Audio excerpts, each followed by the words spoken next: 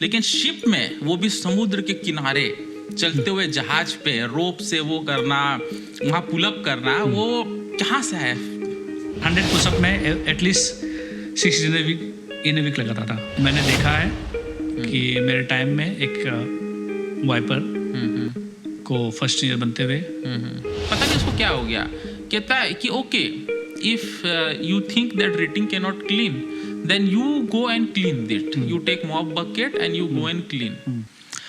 तो दोस्तों welcome to my channel again.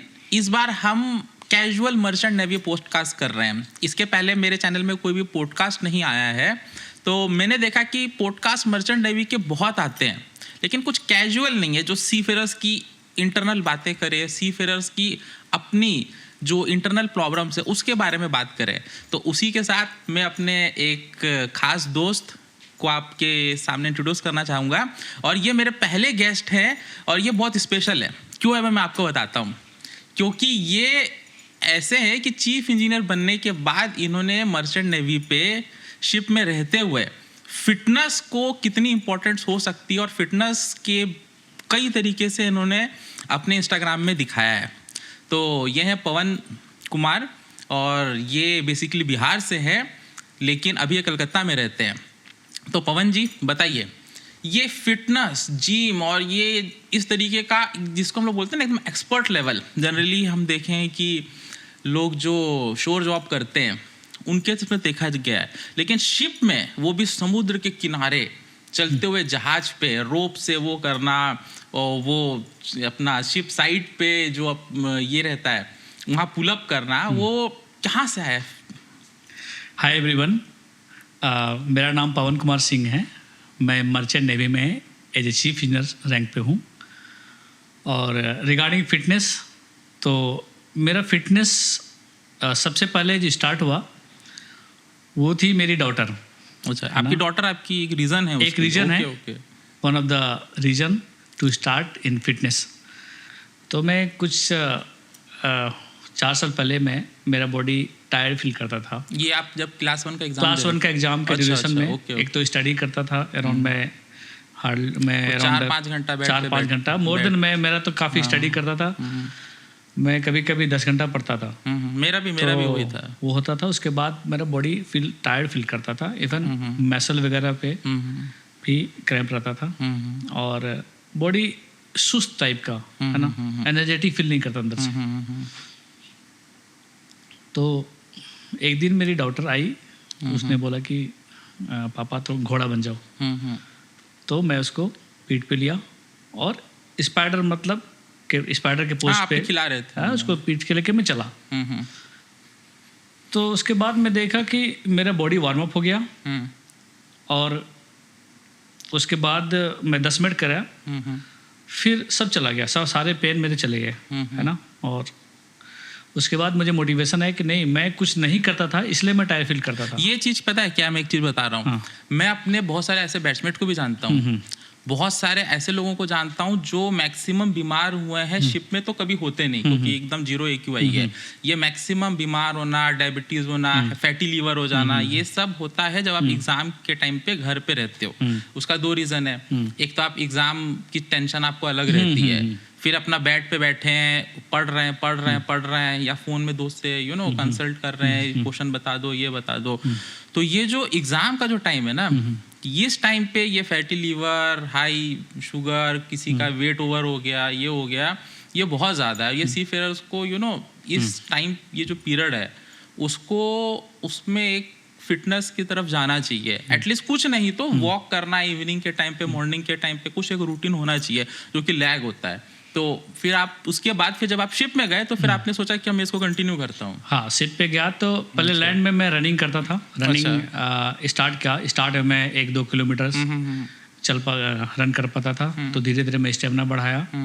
Running में लैंड पे मैक्सिमम रन 10 किलोमीटर किया नॉन स्टॉप, और 59 मिनट्स बेस्ट टाइमिंग था। अभी मैराथन का एक डाला हुआ था आपने? हाँ, कहाँ का था वो मैराथन? मेरा लास्ट मैराथन था मेरा कलकत्ता में ही। अच्छा। और उसमें मैं 10 किलोमीटर था नॉन स्टॉप। अच्छा, 10 किलोमीटर नॉन स्टॉप।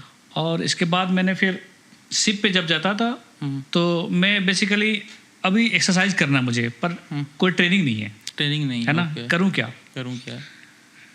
और ट्रेनर का अवेलेबिलिटी नहीं रहता है शिप पे, ऑब्वियसली। और जिम रहते हैं, इक्विपमेंट्स रहते हैं, इक्विपमेंट सब सब इक्विपमेंट रहते हैं, रेडी रहता है, पर ट्रेनर नहीं रहता है, और एक बेसिक ट्रेनिंग मालूम नहीं है।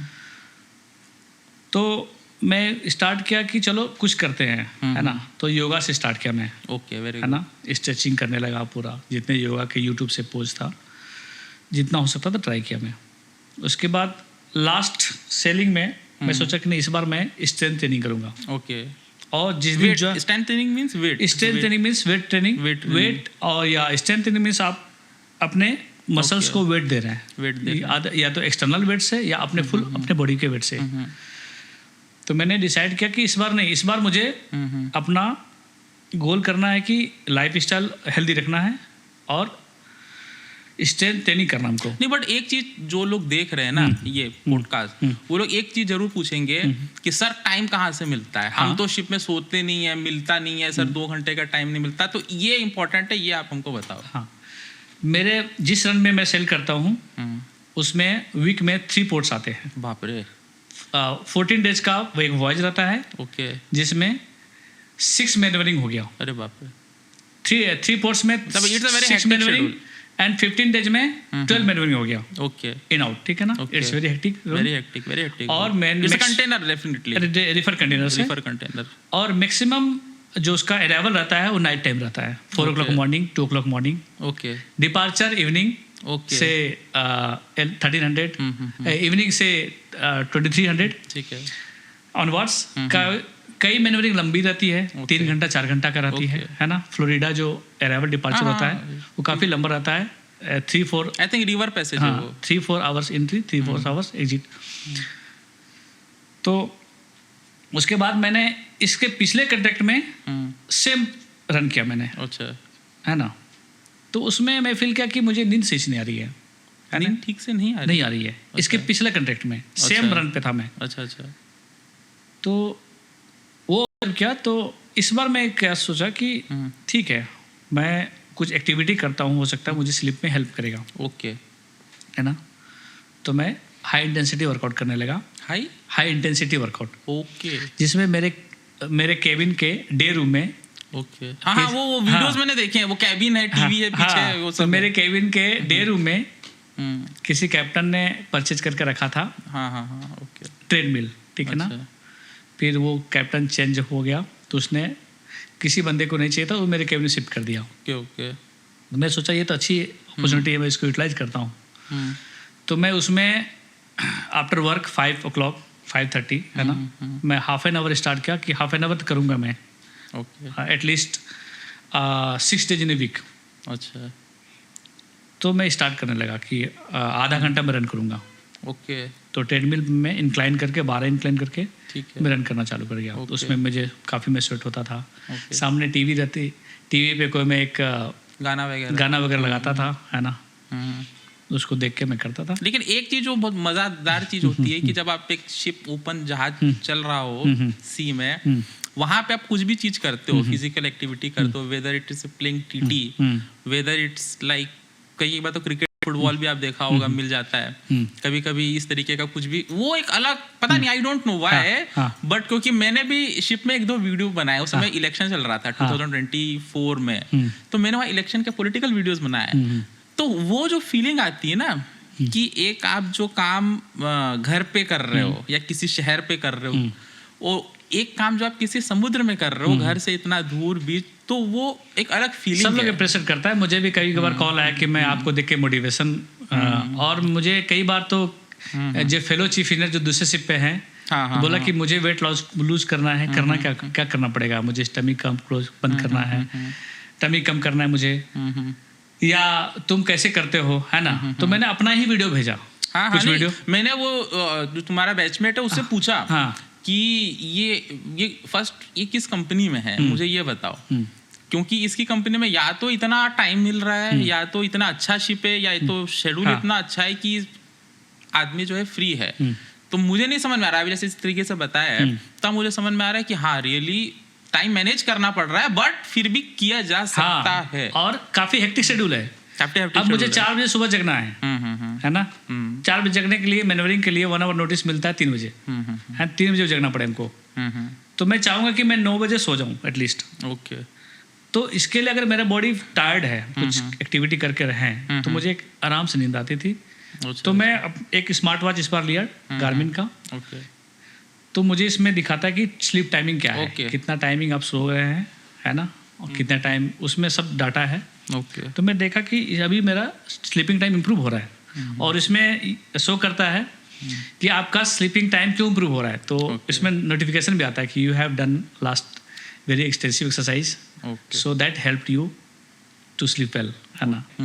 तो सिप एक्चुअली जब सेल करती है तो हल्का रोल करता है। ओके। ओके। रोल करती है सिप सेल करती है तो ड्यूरिंग सेलिंग रफ वेदर के हिसाब से वो रोल करता है।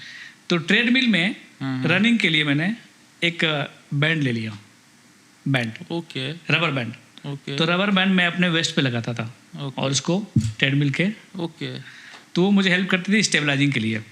ओके। है ना, मैं भी करके ताकि मैं ट्रेडमिल पे ये ना कि ट्रेडमिल से बाहर में चला जाऊँ रोलिंग के बाद, ओके, कोई एक्सीडेंट ना हो जाए। तो ट्रेडमिल से मैं जुड़ा रहूँ और थोड़ा बैलेंस बना रहे, तो मैं रबर बैंड यूज करता था। ओके। है ना, जो पीछे हार्डली वीडियो में नहीं दिखती होगी, पर रहती है, एक वाइट सी बेल्ट है, लाइट बेल्ट है वो। अच्छा अच्छा। तो वो यूज करता हूँ। ओके। रनिंग, फिर मैं पुशअप स्टार्ट किया। तो स्टार्ट का पहले स्टार्ट करता था तो 30-40 पुशअप्स, बाद में मैंने 100 पुशअप्स सोचा कि 100 पुशअप करूँगा एवरी डे। ओके। तो 30 का सेट करके मैं, है ना, पर 100 पुशअप में एटलीस्ट 6 इन ए वीक लगाता था। ओके। फिर मैं बोला कि नहीं, स्क्वाट भी करूँगा, तो मैं एक सेट टारगेट के 100 करूँगा। ओके। तो फिर 100 करने लगा। फिर मैं चिनअप नहीं कर पाता था, तो चिनअप के लिए वेल्डर को बोला कि आप बाहर पे, जिम के बाहर एक बार, हाँ वो एक बार वेल्ड करो। बार वेल्ड किया हुआ है। बार वेल्ड किया।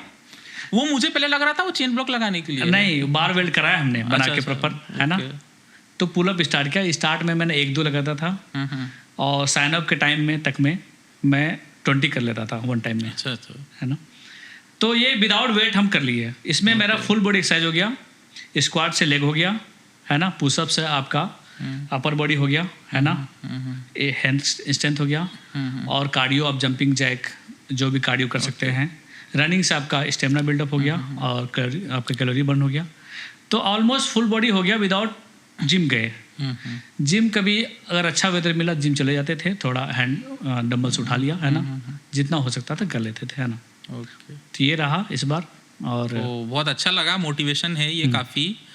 और टाइम निकाला जा सकता है, टाइम निकाला जा सकता है, बट प्लानिंग करना वही पड़ेगा। टाइम, उसी टाइम पे लोग शाम में, अगर जहाँ पर अल्कोहल है, उसी टाइम में शाम लोग 12 बैठ जाता है। सपोज 5:30 से 6-7 लोग 12 बैठ जाता है ना, वहाँ पर लोग बैठ के म्यूजिक सुनते हैं। तो मैं वही करता था, मैं लेट से पहुँचता था। मैं अपना वर्कआउट करके, डिनर करके 7 o'clock 7:30 तक पहुँचता था। तो ये मेरा रूटीन था। चलिए, बहुत अच्छा लगा ये जान के। अब मैं एक चीज़ जानना चाहता हूँ कि जो मरीन इंजीनियर्स है, मर्चेंट नेवी, इस कैरियर को स्पेसिफिकली, क्योंकि being an engineer, we both are engineer, आप इस जर्नी को कैसे देखते हैं? मीन आपको क्या लगता है कि आप इस कैरियर पे सेटिस्फाइड है, या ऐसा लगता है ना कि नहीं यार शायद मैं कुछ और कर लिया रहता? कैसे आप अपनी इस जर्नी को कैसे देखते हैं, being a marine engineer till chief engineer and now you are continuing? मैं इस जर्नी से सेटिस्फाइड हूँ, और अपने कैरियर से सेटिस्फाइड हूँ। अच्छा। और मैंने स्टार्ट किया as a junior engineer. Okay. तो काफ़ी लोग मेरे बैचमेट प्रिपरेशन करने गए, IAS की प्रिपरेशन के लिए। आप नहीं गए? IAS मैं कभी नहीं गया। कभी नहीं गए। ओके। तो वैसे मैं जिस बैकग्राउंड से हूँ, है ना, मैं मेरा फार्मिंग बैकग्राउंड से हूँ। Okay okay. सब लोग जॉब, किसी का आसपास फैमिली में, रिश्तेदार में किसी के पास जॉब नहीं था, है ना।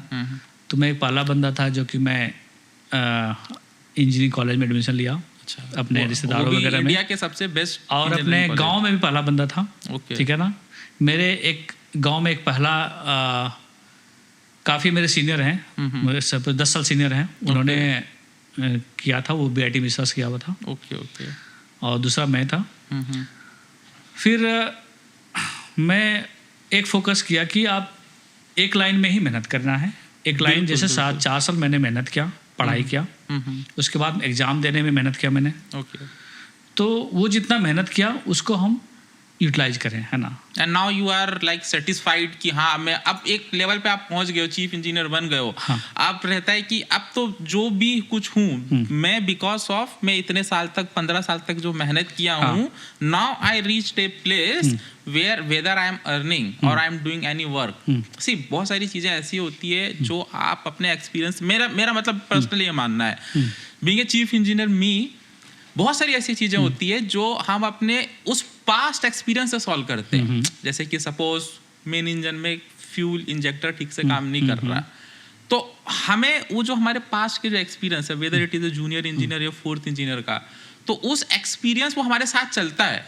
वो हर कॉन्ट्रैक्ट में, हर शिप में वो हमारे साथ चलता है, बिल्कुल चलता है। तो और वो उस एक्सपीरियंस के बेस में हम आज जो हमारी प्रॉब्लम्स है ना, हम उसको सॉल्व कर रहे हैं। तो इस करके जो कहते हैं ना कि बहुत सारा अभी ये शॉर्टकट भी बहुत आ गया है कि अरे कुछ भी करो, COC आ गया, जहाज ज्वाइन करना है, प्रमोशन लेना है, ये लेना। मैं लोगों को बोलता थोड़ा ठहर जाओ, first you see are you really ready, क्योंकि COC निकालना इज ओनली ए लाइसेंस और इट्स ओनली लाइक क्वालिफिकेशन। आपको प्रमोशन लेना कि if you are confident enough you go ahead, क्योंकि बहुत सारे ऐसे लोग हैं, मेरे बैचमेट भी है, प्रमोशन पे लिए, शिप में भी गए, बाद में उनको लग रहा है कि यार मतलब नहीं हो पा रहा है, उसके कारण फिर वो अपना प्रोफेशन चेंज करने की सोचते हैं, फिर लगता है मैं फंस गया यहाँ पे। क्योंकि सी शिपिंग इंडस्ट्री इजी भी है, टफ भी है।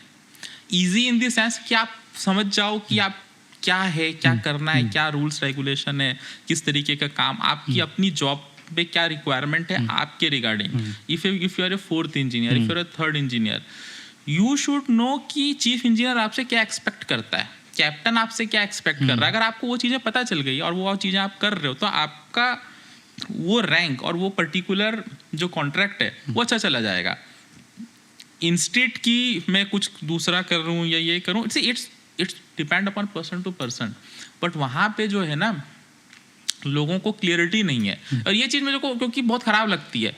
बहुत लोग हैं जो आज, अभी कल ही मेरा एक जूनियर मिला था मुझसे यहीं हून इंस्टीट्यूट में, उसने मेरे को बोला कि सर मैं क्लास 2 तो दे रहा हूँ, बट मैं साथ में गवर्नमेंट की जॉब की तैयारी भी करूँगा, SSC graduate level, UPSC and all.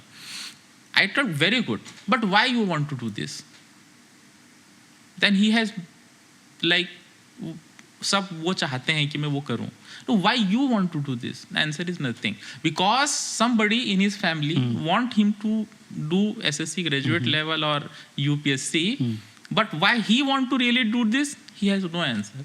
तो वो चीज़ जो है ना, वो क्लियरिटी होनी चाहिए। तो यहाँ एग्जाम्पल्स है कि जैसे आपने कहा कि मैंने भी कभी लाइफ में कोई गवर्नमेंट जॉब की तैयारी वगैरह नहीं की। उसका रीज़न क्या था कि जब मैं 2012 में मैं जब फोर्थ इंजीनियर वगैरह बन के मैं गया था, 1-2 कॉन्ट्रैक्ट करके आया, तो मुझे भी समझ में आ गया था पैसा तो ठीक मिल रहा है, कुछ कुछ हम खरीद भी ले रहे हैं, कहीं फ्लैट प्लॉट जो भी है।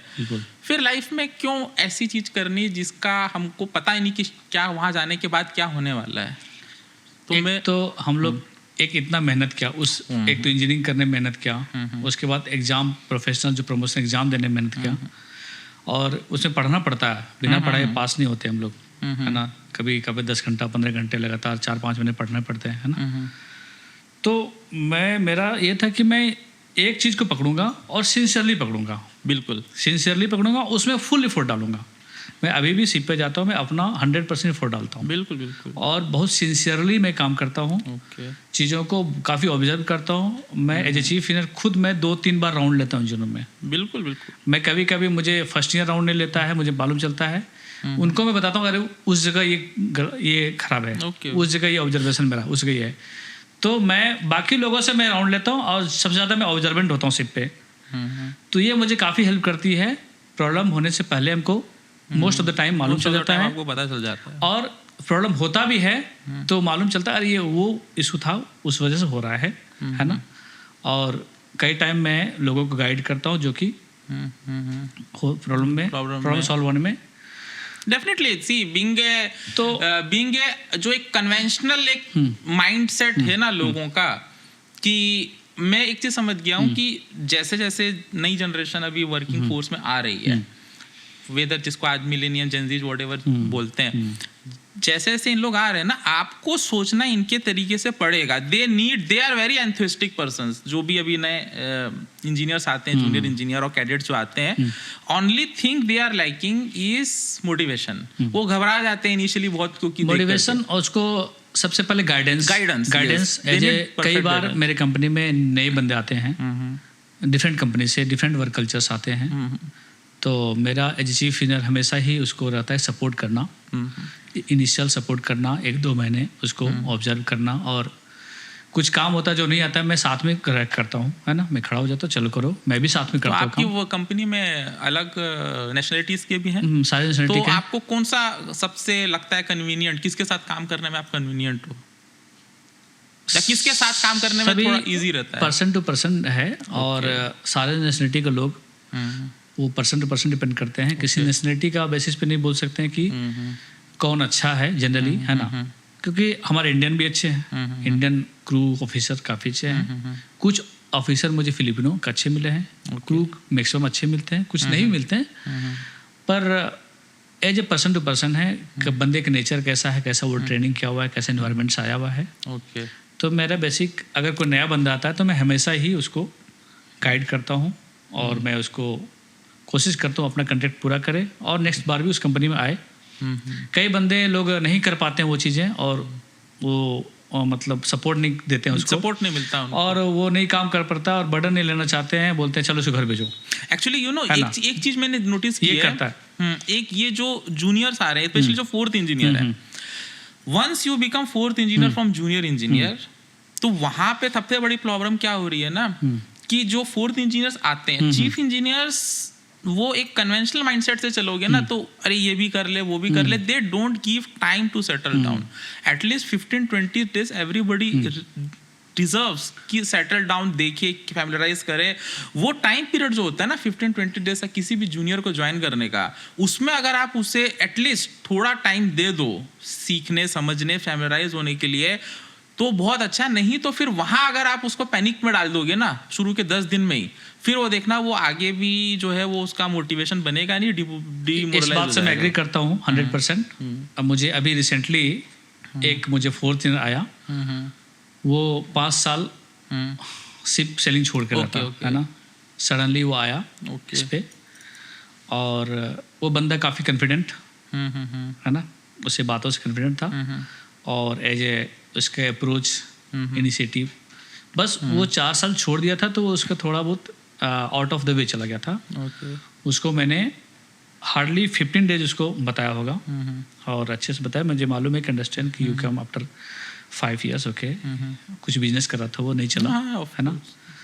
But he was a smart guy, I can make out. मैंने उसको बताया, और उसने पिकअप किया उस हिसाब से. You give him the time, the motivation, the trust. First is the trust you give. और उसने पिकअप किया, और उसने मक्खन तरह काम करने लगा. अगर कोई आकर उसको 4 बार सुना दे, ये कर दे, वो कर दे, तो फिर उसका कॉन्ट्रैक्ट. मैं इसको कभी बिलीव नहीं करता हूँ. इनफैक्ट जो लोग भी हैं, जो लोग either master, either chief engineer, कोई नए बंदे आते हैं किसी दूसरी कंपनी से, डिफरेंट वर्क कल्चर्स आते हैं, तो आप उसको टाइम दो, उसको सपोर्ट दो, और थोड़ा ऑब्जर्व करो. He needs time, just time. चलिए, यहाँ पर एक बहुत इंपॉर्टेंट ये पॉइंट हम डिस्कस करेंगे. आपको क्या लगता है मर्चेंट नेवी, मरीन इंजीनियर्स, इनकी प्रॉब्लम के बारे में बताइए, कि कोई ऐसी 4 प्रॉब्लम बताइए जो आपको लगता है कि ये इस पे यार कंपनी को सोचना चाहिए, या लोगों को सोचना चाहिए, इस पे काम होना चाहिए. वैसे तो बहुत प्रॉब्लम है, हज़ारों प्रॉब्लम है, कई प्रॉब्लम तो हम डिस्कस भी करते हैं, बट कौन सी ऐसी प्रॉब्लम्स है जो आपको लगता है कि यार इसको एड्रेस करना चाहिए?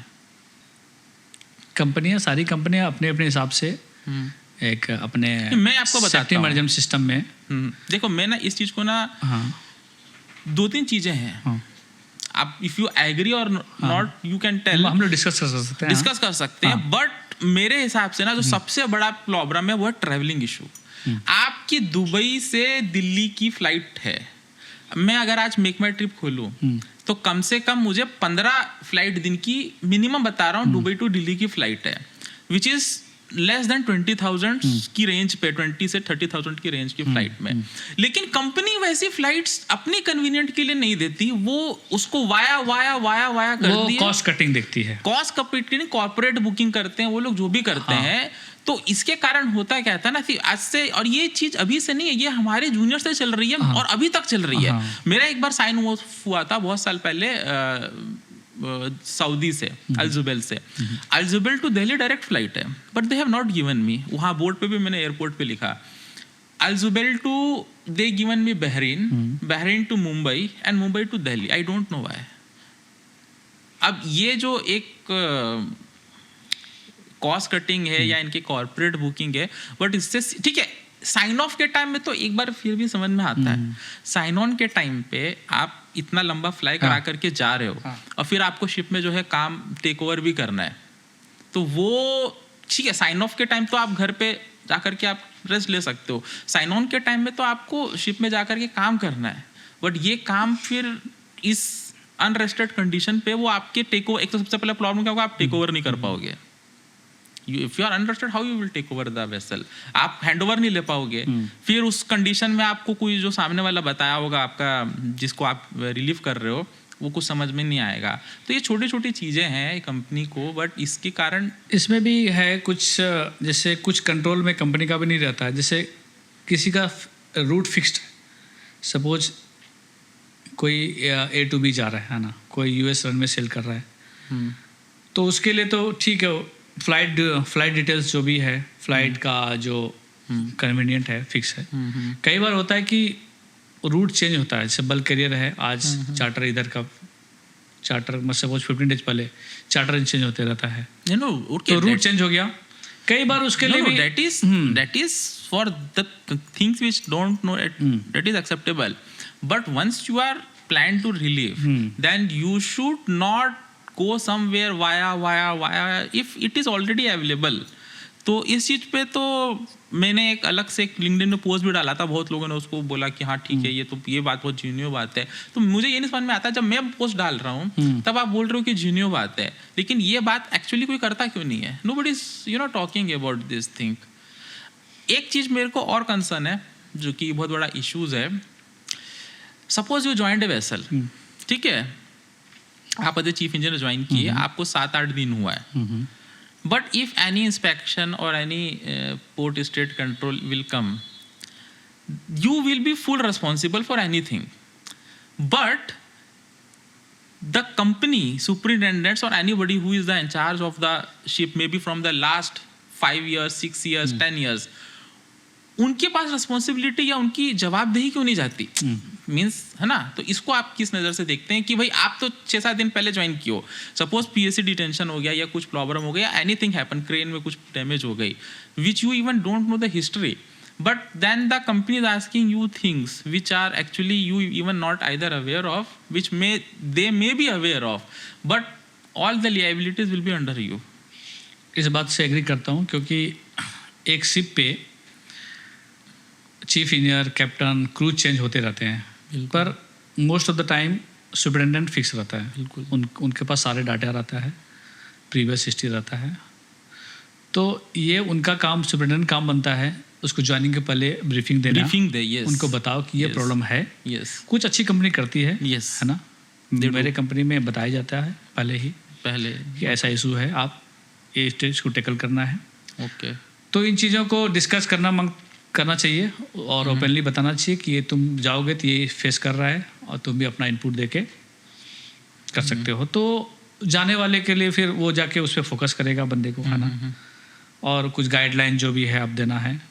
सेकेंडली, अगर नहीं हो रही शिप स्टाफ से नहीं हो रहा है तो सो टेक्नीशियन से हेल्प लेने, है ना, कुछ कंपनियां नहीं लेती है, बोले नहीं हम इसको, और sometimes even the chief engineers और masters are scared to ask the company कि हमें सोर्स सपोर्ट चाहिए, and I don't know, really don't know, source support देना इंपॉर्टेंट बनता है कंपनी के लिए, सुपरिटेंडेंट के लिए, क्योंकि अल्टीमेटली उसका लॉस होने वाला है, ऑनर लॉस है, डेफिनेटली। अगर एक दिन 1 घंटा भी शिप डिले होती है तो ऑफ कोर्स, एक दिन भी होती डिले तो उसका लॉस है। तो जो कॉस्ट 1 डे का है वो उससे कई गुना कम कॉस्ट में हम टेक्निकल इशू सॉल्व कर सकते हैं। और कुछ कंपनियां का पॉलिसी है, नहीं हम बिलीव करते हैं कि नहीं हमारा सिप का स्टाफ ही सॉल्व करे, और हम सिप स्टाफ पे बिलीव करते हैं कि वही सॉल्व करेगा. He believes they believe more than to ship staff, क्योंकि उनका कहना लॉजिक ये है कि वो तो आएगा करके चला जाएगा. मालूम नहीं है ना. तो पर तुम लोग हो जो कि करते हो अगर, तो ये कल्चर भी ठीक है. कई सिचुएशन में हम लोग आउट ऑफ द वे जाके, क्योंकि कंपनी खुल छोड़ दिया कि तुमको जो करना है करो, तुम सॉल्व करना है ना, वो इंटरफेयर नहीं करेगा. तो हम लोग सॉल्व भी करता है. कई चीज़ें जो बड़ी बड़ी चीज़ें भी होती है तो सॉल्व करता है. उस केस में कंपनी बोलता नहीं है कि तुमने क्यों किया है वगैरह, तो हमारे कमांड पे देती है. और हमारे अंडरस्टैंडिंग जो जितने हमारे पास नॉलेज रहते हैं, हम लोग एक टीम वर्क से हम लोग काम करते हैं. मर्चेंट नेवी में 2008 के बाद से अभी तक सैलरी का इंक्रीमेंट नहीं हुआ है. जो भी डिफरेंस इन सैलरी आ रहा है date is because of the change in the dollar. I think उस समय डॉलर बहुत कम था. 2011 में आई थिंक एक टाइम 55 ही कि 53 to 55 था, अभी वो जाके 87 हो गया है. तो उसकी वजह से सैलरी इंक्रीज दिखती है, लेकिन from the dollar point of view still 2008 से 2000. लेकिन अभी इस चीज को लेकर के लोग बातें कर रहे हैं कि भाई आप इंक्रीज कीजिए, सिर्फ क्योंकि कंपनी को फर्क नहीं पड़ रहा. For them dollar is at that time also same dollar. It is only because of they are also earning dollars.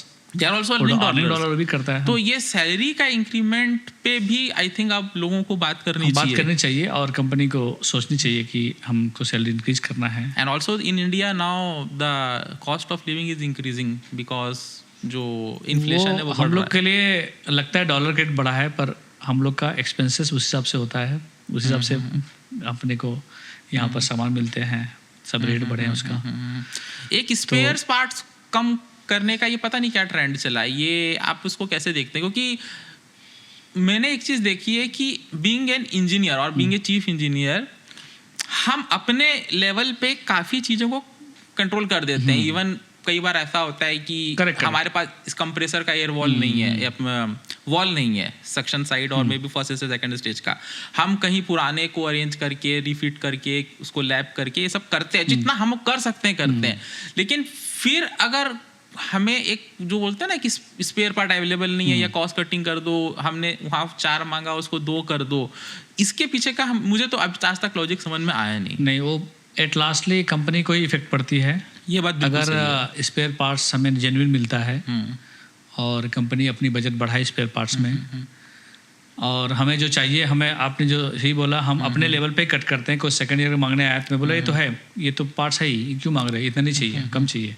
अपने लेवल पे हम लोग कट करके बेचता है, इवन स्टोर्स भी. तो उसके बाद इसका, क्योंकि जो फेस कर रहे हैं हम ऑन बोर्ड, वो उसको मालूम नहीं है, सुपरिटेंडेंट को मालूम नहीं है. कुछ अर्जेंट आएगा तो हमको ही सॉल्व करना है ना. तो हमने उसी बेसिस पे हम बेचता है स्पेयर पार्ट्स. वो कटिंग नहीं करना चाहिए. एंड द लॉन्ग रेंज वही स्पेयर पार्ट कटिंग जो छोटा छोटा ह्यूज अमाउंट करता है, उसके सारे उसके शिप का क्वालिटी, शिप का इक्विपमेंट, तो वो डिग्रेड होता है ना. और जो वेसल, जैसे मेरे कंपनी में कुछ वेसल्स 34 ईयर ओल्ड हैं, 30 ईयर ओल्ड वेसल हैं, और 30 ईयर ओल्ड वेसल है, मैं उस पर सेल करता हूँ. Running good condition. अगर क्योंकि हमारी कंपनी ओरिजिनल स्पेयर पार्ट देती है, और इवन आई एक्सपेक्ट कि मोर देन 5-6 ईयर चलेगा वो, है ना. और कोई दूसरी कंपनी में सेल किया हूँ जिसमें कि इस सब का दिक्कत है, तो मुझे उस पर दिखता है कि हार्डली 8-9 ईयर्स में शिप का हालत ख़राब होने लगता है. प्लस है ना, तो उनको ही इफेक्ट करता है, शिप्स ऑनर को इफेक्ट करता है. तो ये तो ये नहीं चाहिए. नो ऑल्सो इसमें मैं एक चीज़ देखा हूँ कि समटाइम्स ना people are also scare to ask. आपको एक्स्ट्रा एयर कंडीशनर चाहिए ECR एयर ब्रिज के लिए, people should ask the company and they don't ask this thing, then they say that no you know ये सही नहीं है, वो सही नहीं है. तो वहाँ पर दोनों तरफ से है, but definitely supply will be the company. They should ask the company, they should ask and let company decide. Let the company decide. Yes, it fits their budget or not, but at least we should ask. Or to save ourselves we should ask. Okay, you can show any PSC that okay we have asked this one. अभी ये जो next है ना, ये topic बड़ा interesting है. YouTube, Instagram में आप बहुत रील देखे होंगे. आजकल आता है, कोई डॉलर दिखा रहा है, कोई बोल रहा है ये. अभी मैं कुछ दिन पहले देखा, मेरा मतलब हंसी छूट गया. थंबनेल में लिखा है कि GP rating course earn 10 to 12 lakh या 8 to 10 लाख पर मंथ, जो भी लिखा था. मुझे आज तक इतने साल काम करके चीफ इंजीनियर हो गया, मुझे 12 लाख कोई नहीं दे रहा है। तो ऑफिसर क्या है, कैसे बनते हैं, जीपी रेटिंग क्या होता है, उसमें आप कैसे बनते हो, रेटिंग्स क्या है ऑफिसर की सैलरी में? क्योंकि मर्चेंट नेवी एक ऐसा प्रोफेशन है जिसमें ऑफिसर एंड रेटिंग की सैलरी में काफी डिफरेंस है। बट ये इस तरीके का ये जो रील चलती है, ये देखती है ना, ये मेरे को बड़ा अजीब सा लगता है। आप कैसे देखते हो इसको? नहीं, इन सब चीज़ों को अवॉइड करना चाहिए जो भी देख रहे हैं। ओके। और कहीं इन सब चीज़ों से देखने के, इन सब चीज़ों को देख करके जो लोग ज्वाइन करना चाहते हैं तो वो किसी एक्सपर्ट से पूछ के, किसी इंस्टीट्यूट में जाके पता करे, लोगों से, किसी सीनियर से पता करे, क्योंकि इतना सैलरी तो नहीं है जीपी रेटिंग का, और जितना रील में बताया जाता है, जैसा आपने बताया थंबनेल में ऐसा लिखा है। और उनका भी अब देखिए काफी चैलेंजिंग है, काम बहुत चैलेंजिंग है। All rating works are very challenging. और पर एक अगर अच्छा करियर ऑप्शन भी है जीपी रेटिंग का, और जो हार्ड वर्किंग है, काम करना चाहते हैं, अच्छा करियर ऑप्शन है।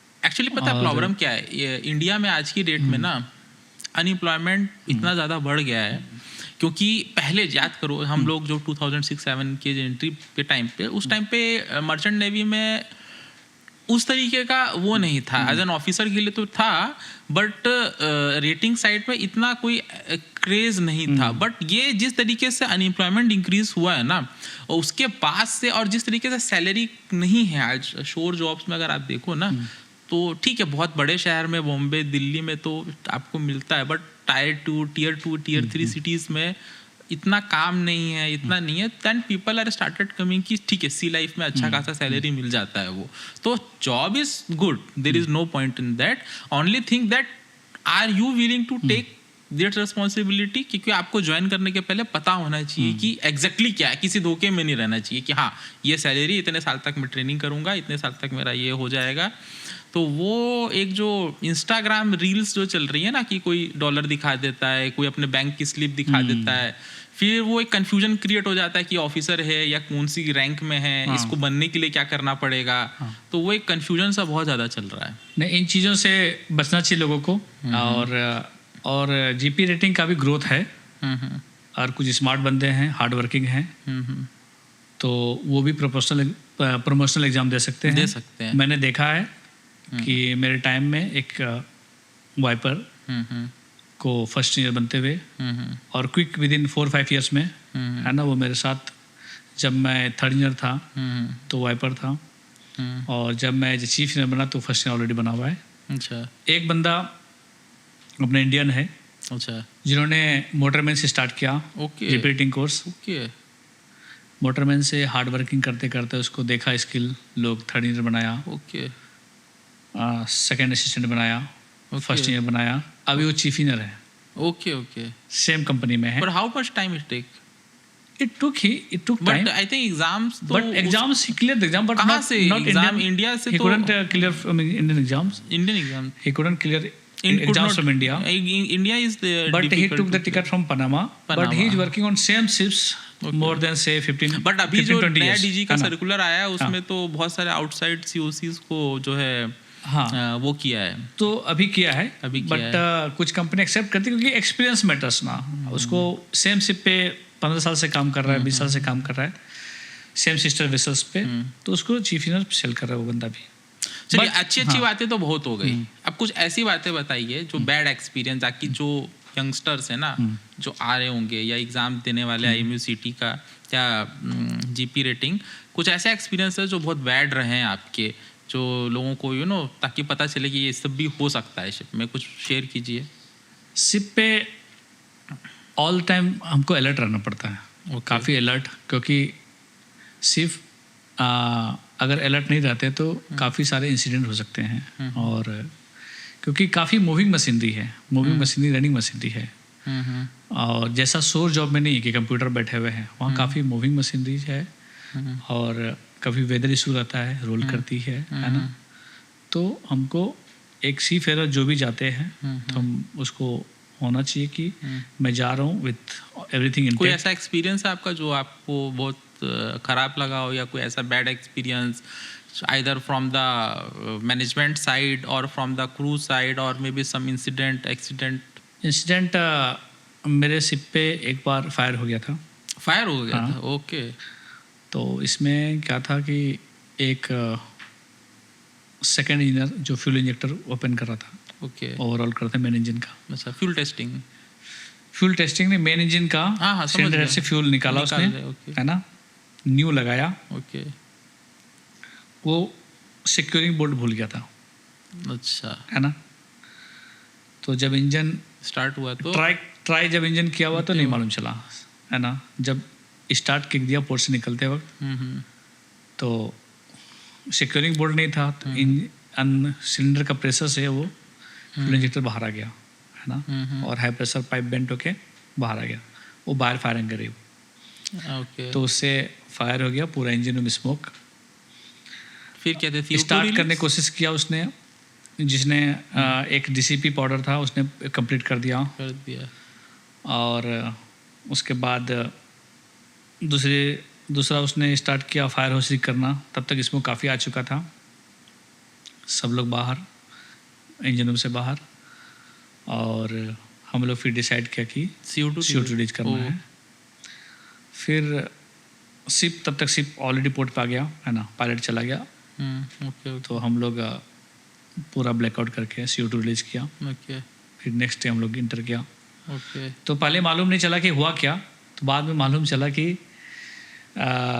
इशू ये था, क्योंकि एक बार इंजन फायर हो गया तो मालूम चलेगा नहीं, दिखेगा नहीं कुछ, तो रूट कॉज क्या मालूम नहीं चलेगा। बाद में मालूम चला कि उसने वो बोल्ट जो दो बोल्ट रखा हुआ था पास में, है ना।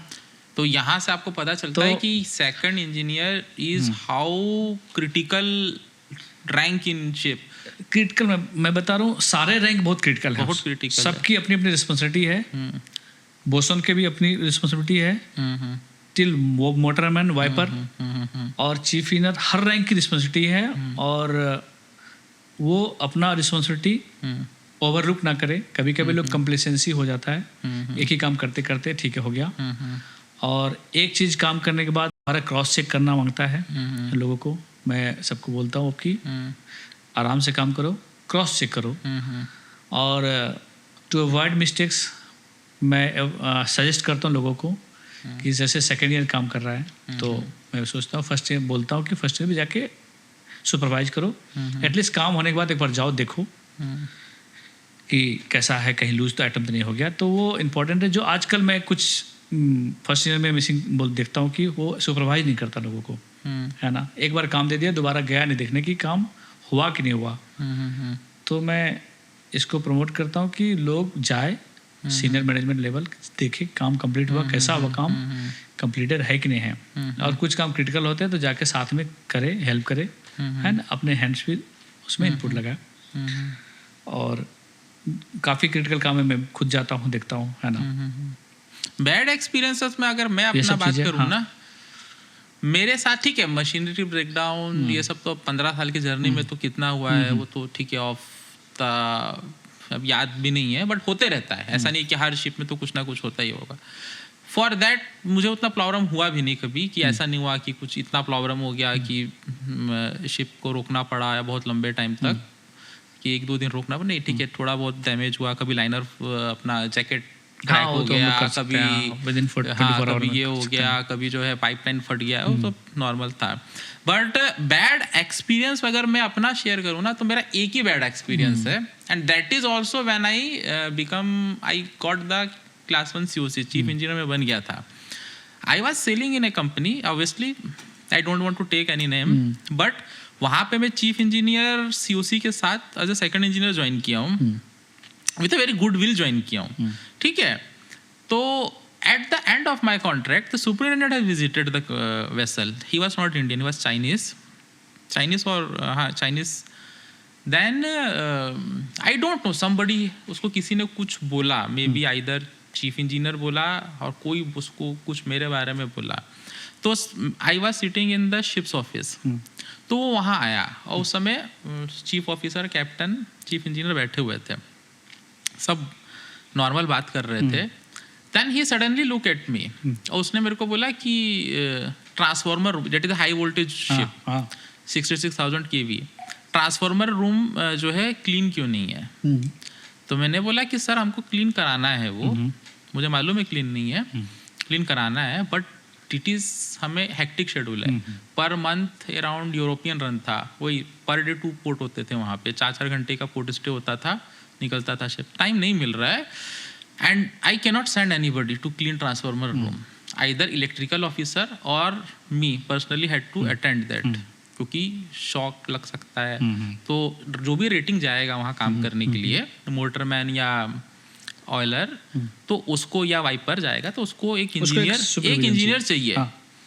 Then he started looking at me that पता नहीं उसको क्या हो गया, कहता है कि okay if you think that rating can not clean then you go and clean it, you take mop bucket and you go and clean.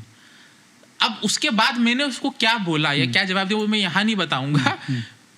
See the people know me, they know what kind of attitude I keep, but problem ये है कि उसको ये कहाँ से आ रही है, ये जो होता है ना कि एक अथॉरिटी कहाँ से आ रही है, कि एक होता है ना एक अथॉरिटी आना, एक उस पावर का एहसास होना कि मैं इसको बोल सकता हूँ।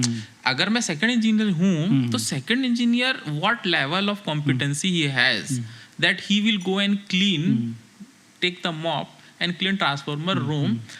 ये क्या दर्शाता है? ये दो चीजें पता चलती है कि जो आदमी सुपरिटेंडेंट वहाँ कंपनी में बैठा है, how he think he screw on the ship, वो किस लेवल नीचे, technically may be he is less qualified than me, क्योंकि अगर आप क्वालिफिकेशन पॉइंट ऑफ व्यू बोलोगे, once you have class 1 COC you are all equally qualified, and since if I have also done MBA and all, so वहाँ अगर total qualification तो maybe I am more, but वो एक कहाँ से आ रहा है, इस पर मैं थोड़ा रिसर्च किया कि भाई सिंस मैं थोड़ा चीज़ों को ना रिसर्च के तरीके से देखता हूँ कि कैसे वो इतना सोच कैसे सकता है। बेंगे मैं तो कभी अपने घर की मेड को भी नहीं ऐसा बोलूँगा, बट वो कैसे बोल रहा है। तब मैंने एक पॉइंट किया कि क्या हो रहा है ना, क्योंकि जो शिप में काम करते हैं वो थोड़ा सा डर्टी वर्क है, ब्लैक हैंड वर्क है, कि काला हो जाता है हाथ, तो एक साइकोलॉजिकल उसको ये है कि मैं अगर ऑफिस में काम कर रहा हूँ, maybe he is like only as a helping person, the ship में the chief engineer masters are the top person, sure में जो भी पर्सन है whatever rank, they are not any, उनका कोई फाइट जॉब है पूरा, नहीं उनका कोई ISM में उनका कोई डेफिनेशन नहीं है। आई मीन ISM में डेफिनेशन है कंपनी एंड जो भी कंपनी में जो भी है, बट उसको ये फीलिंग इसलिए आ रही है कि मैं ऊपर हूँ बिकॉज उसको ये लगता है कि मैं क्लीन काम करता हूँ, I am working in a computer laptop और maybe some air conditioner. तो ये चीज़ जो है ना, ये सीफेयर्स की लाइफ में चेंज होनी चाहिए। They should get the respect that the persons who are on the shore they don't think. और मुझे एक चीज़ बहुत अच्छी है कि जो अभी नई जनरेशन आ रही है ना, वो काफ़ी इन सब चीज़ों को टैकल करने के लिए वो है एक्सपर्ट है। They are maybe little, नई चीज़ों को देख के हो सकता है थोड़ा घबराते हो, but they are well to tackle this thing. Hope ये धीरे धीरे चेंज हो जाएगा और बहुत जल्दी चेंज हो जाएगा। लोगों का जो एटीट्यूड है सीफेयर्स के टूवर्ड्स, वो आई थिंक डेफिनेटली चेंज होना चाहिए। ऐसा कुछ एक्सपीरियंस आपके साथ रहा? होप नहीं रहा होगा। नहीं, कई लोग काफ़ी टाइम से कंपनी में रहते हैं, तो कई लोगों में ये आ जाता है, मतलब मिसकंसेप्ट आ जाता है, यस, कि मैं, उसको लगता है कि मैं ऑनर हूँ, ऑनर, यस, ऐसा लगता है, और फिर वो अपने हिसाब से चीज़ों को डील करने लगता है। हालांकि कंपनी कभी अप्रिशिएट नहीं करती इन चीज़ों को। करेक्ट। जब कंपनी को मालूम चलती है कि ऐसा वो बंदा कर रहा है, कुछ चीज़ें कर रहा है जो कि कंपनी का पॉलिसी नहीं है, तो उस बंदे पर एक्शन भी लेती है कंपनी। पर कुछ लोगों में आ जाता है और उस बंदे पर जब एक्शन होती है तो बाकी लोग फिर सुधर जाते हैं कि ये बात सही है, ये नहीं है, हम कंपनी में एम्प्लॉय हैं, ये भी एम्प्लॉय है कंपनी का, इक्वली हम भी एम्प्लॉय हैं। तो काफ़ी चीज़ें बाद में मैंने देखा कि काफ़ी सुधार आया, जो एटीट्यूड में लोगों में चेंज आया लोगों में आया दोबारा, कि नहीं, कंपनी अप्रिशिएट नहीं कर रही है। स्पेशली जो नई कंपनीज अभी आ रही हैं, बहुत सारी नई कंपनीज बन रही हैं, उनमें मैंने देखा है जो यंग शोर स्टाफ है, they are very moderate and they are very supportive also. तो तो ये एक इंसिडेंट था, उसके बाद तो वैसे तो मुझे कुछ रहा नहीं। Everybody has job responsibility and everybody has pride for the job, okay, है ना, ईच एंड एवरी रैंक, है ना, किसी भी रैंक का हो, तो वो भी हम लोग को देखना पड़ेगा एज ए सीफेरर। सबकी एक रिस्पेक्ट होती है, रिस्पेक्ट होनी चाहिए। जो भी काम करता है वो प्राउडली करता है, इवन क्लीनिंग भी करता लोग, तो प्राउडली करता है, उसका अपना जॉब करता है, उसका अपना जॉब करता है, ठीक है, and for that they are paying all, they are paying all, तो हम उसको पैसे का okay, oh CP is clean, okay nice, anybody को आता है तो क्लीनिंग सबसे पहले जज करते हैं हम लोग की क्लीनिंग है कि नहीं, शिप पे आने क्लीन है कि अंदर आने के पहले हम सबसे पहले हम ही लोग जज करते हैं जब जाते हैं किसी शिप पे, सबसे पहले अंदर मार जाते हैं, जैसे एंट्री किया तो अरे सब अच्छा साफ है, सब सुथरा है ना, तो जज करते हैं, हाउसकीपिंग अच्छा है, हाउसकीपिंग अच्छा जज करते हैं, नहीं प्रॉब्लम कम होगा, है ना। और तो same with the third party भी आती है, कोई पीएससी आती है, पीएससी है, और अदर पार्टी आती है, इंस्पेक्शंस हैं, इंस्पेक्शन होता है, तो वो पहले सबसे पहले देख के मैं बता रहा हूँ, लास्ट मेरा पीएससी इंस्पेक्शन हुआ, ओके, कहाँ पे? मेरा पीएससी इसमें फ्लोरिडा में हुआ, ओके ओके, यूएससीजी का, यूएससीजी एक दिन पहले बता गया उसने। तो वो इंजन रूम में एक ही इक्विपमेंट ट्राई कराया उसने, स्टीयरिंग गियर, ओके, है ना, इमरजेंसी स्टीयरिंग और फायर अलार्म ट्राई किया बस, और कोई भी इक्विपमेंट नहीं ट्राई किया उसने, बस वो हाउसकीपिंग देखने गया था, ईच एंड एवरी पॉइंट पे, बल्क हेड हो गया, लेगिंग्स हो गया, अच्छा होगा क्लीन, लेगिंग वेट है कि नहीं है, फिर फायर रूम में गया, किधर ऑयल है, ओल्ड स्टैंड ऑफ ऑयल दिख रहा है, बिलजज में देखा उसने, बस वो है ना क्लीनलीनेस पर ही देख रहा था कितना आपका हाउसकीपिंग है, और बस वही ऑब्जर्व किया, और कोई इक्विपमेंट नहीं ट्राई, मैं एक्सपेक्ट करता काफ़ी इक्विपमेंट ट्राई कराता है, लोग बोलते हैं अलार्म ट्राई करो, OWS चलाओ, है ना, ये चला के दिखाओ, काफ़ी लोग ट्राई कराते हैं, उसने बस। ये कंपनी अभी क्रू कम करती जा रही है, ये क्योंकि यू नो कुछ शिप्स है जिसमें 5th इंजीनियर नहीं है, तो 5th इंजीनियर तो मुझे आज तक एक ही 2 शिप में मिला है, 5th इंजीनियर नहीं है, अब फिर 4th इंजीनियर 5th इंजीनियर दोनों नहीं है, फिर अगर मोटरमैन 3 होने चाहिए, तो क्योंकि सेफ माइनिंग सर्टिफिकेट में जितना रहेगा उतना ही अगर आप दे दोगे तो उतना शिप अच्छे से जो वर्किंग है और जो भी क्लीनिंग है वो नहीं हो पाता। आई डोंट नो, ये जो क्रू कम करने का जो ट्रेंड चला है ना, ये मुझे समझ में नहीं आता, आई रियली डोंट अंडरस्टैंड कि ये क्या हो रहा है और कितना ही इसमें से जो है कॉस्ट कटिंग हो जाता होगा, बट ये क्रू जो कम करने का है ना, इसकी वजह से मैंने भी बहुत प्रॉब्लम। हाँ, क्रू तो सफिशिएंट क्रू होनी चाहिए, क्योंकि हमको एवरी रैंक का इम्पोर्टेंट है ना, और एक सपोर्ट होती है, जब क्रू सफिशिएंट रहता है तो सपोर्ट रहता है, क्रू कम रहता है तो हम लोग पहले ही डिमोटिवेट होता है, क्रू कम है, हम लोग मैनेज करना है, थोड़ा खींचातानी हो जाता है कि ऐसे मैनेज करना अपने को। अच्छा, एक बात बताइए, आप बिहार से बिलोंग करते हैं, तो एक कुछ दिन पहले एक मेरा बैचमेट मुझे कॉल किया, बहुत साल बाद मैं उससे बात कर रहा था, तो मैंने उसने मेरे को बोला कि क्या कर रहा हूँ, बोला अब चीफ इंजीनियर अब सेलिंग कर रहा हूँ, क्लास 1 COC पास आ गया, पास हो चुका हूँ। तो वो मेरे से बोला कि कौन कौन से गवर्नमेंट जॉब का तुम एग्ज़ाम दिए थे, तैयारी कहाँ किए थे? मैंने बोला कोई गवर्नमेंट जॉब का मैं एग्ज़ाम दिया नहीं ना, तैयारी किया। तो आपके जो वो मुझे क्या बिलीव नहीं कर रहा था, फिर मैं बोला नहीं किया मतलब नहीं किया भाई, इसलिए मेरा सी टाइम भी काफ़ी ज़्यादा है, ऑलमोस्ट 80 मंथ्स के ऊपर है अभी तक। तो आपके घर में कभी नहीं आया है कि आपके घर वाले नहीं बोले कि कुछ गवर्नमेंट जॉब कर लो, कुछ एग्जाम दे दो, या घर वाले तो कभी नहीं बोला मुझे गवर्नमेंट जॉब के लिए, और आस पड़ोस रिश्तेदार, क्योंकि मेरी मदर जब 2007 में मेरा, अच्छा 2004 में मैं IT प्रिपरेशन करने गया, ओके, तो उनमें मदर का वही था कि बस एक उनके पता नहीं उनको कहाँ से शब्द हुआ कि भाई तुम ऐसा कोई जॉब करना कि 10 लाख मंथली, 10 लाख सालाना कमाना, जैसा कुछ है ना। तो हम लोग इतने पैसे का किल्लत था कि हम लोग पैसा देखना था, तो वो मर्चेंट ने भी पूरा कर रहा है, हाँ, कि पैसा आना चाहिए हमको, ठीक है ना। तो घर वाले को जब से पैसा मिलना चालू हुआ तो वो कभी सजेशन नहीं देख तुम कुछ और भी कर लो, ठीक है ना। इसमें कभी कभी होता है अरे 3 से 4 महीना बैठने लगता है, क्या करोगे बैठ के, जाओ पैसा आएगा, है ना। और हद तक कभी सही भी है, उनको लगता है क्योंकि अभी हम यंग एज है, हम थोड़ा ज़्यादा भी कर सकते हैं, 6-7 महीना भी कर सकते हैं, ठीक है ना। आफ्टर यू क्रॉस 50 थोड़ा, हाँ, और एक हम लिक्विडिटी या कहीं इन्वेस्टमेंट कर सकते हैं, जमा पूंजी कर सकते हैं। तो कभी कभी सही लगता है। और आसपास के लोग तो हैं जिनको लगता है कि ठीक है ब्राइट स्टूडेंट है, कॉलेज में स्कूल में सब टॉप कर रहा है सब कुछ, तो तो कई लोग बोलते हैं तुम यूपीएससी का भी तैयारी करो, दे लो, और कई लोग तरह तरह के बोलते हैं, पर वो अपने को डिसाइड करना पड़ता है कि मैं किसके लिए कैपेबल हूँ, मेरा क्या कैपेबिलिटी है, क्या मैं कर मेरे लिए सकता क्या हूँ, सही है, मेरे के लिए क्या सही है, और दूसरा कैपेबिलिटी भी है कि क्या लोग तो जज करते हैं कि हिसाब से। अब मैं अपने आप को जज करता हूँ कि यूपीएससी कर पाऊंगा नहीं कर पाऊंगा, हाँ मुझे लगता है कि मैं नहीं कर पाऊंगा, तो मैं उस कोशिश ही नहीं किया, मैं ट्राई नहीं किया, तो उस पर टाइम वेस्ट क्यों करना। मुझे मालूम है कि मेरा कैपेबिलिटी क्या है, मैं इंजीनियरिंग में पढ़ सकता हूँ, इसमें एक्सेलेंसी हासिल कर सकता हूँ, क्योंकि मुझे ये समझ में आता है। जो चीज़ नहीं समझ में आता है उन चीज़ों को क्यों मैं पढ़ूँ, तो उसमें कभी इसलिए मैं कभी ट्राई नहीं किया।